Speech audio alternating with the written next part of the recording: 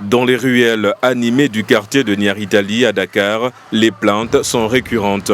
Le coût du logement ne cesse de grimper, mettant les étudiants étrangers, notamment africains, dans une situation de plus en plus intenable. Certains avouent avoir du mal à dormir, à se concentrer en cours, rongés par l'angoisse de ne pas payer leur prochain mois de loyer. Ce stress, souvent silencieux, a des conséquences directes. Baisse de régime scolaire, voire abandon temporaire des études.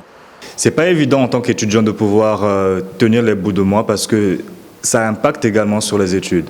Parce qu'il faut penser comment régler son loyer, comment gérer avec l'école. Il y en a même qui tombent en dépression, il y en a même qui sont obligés d'aller trouver du travail pour pouvoir tenir les bouts de mois. Même son de cloche au quartier Grand Dakar.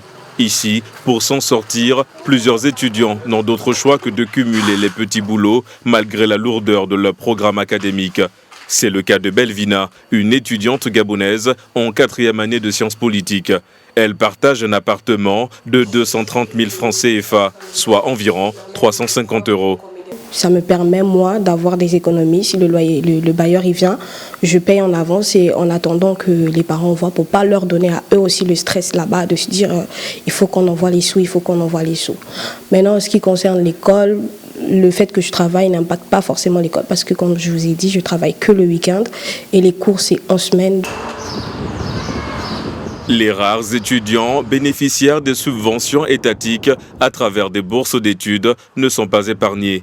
Ces aides, bien que salvatrices, ne suffisent plus à couvrir les charges de logement devenues exorbitantes.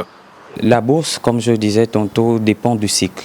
En cycle licence, elle varie à 83 000 et pour le master, 98 000. Ce qui fait en sorte qu'un étudiant avec un loyer de 70-75 000 comme moi, pour une simple chambre, des fois avec douche à partager, ça peut permettre de payer le loyer, mais pas de subvenir totalement à toutes les charges qui incombent à un étudiant. À Dakar, le rêve d'une formation d'excellence pour les étudiants étrangers se heurte à la réalité du portefeuille. Le loyer devient un fardeau quotidien pour ces futurs professionnels.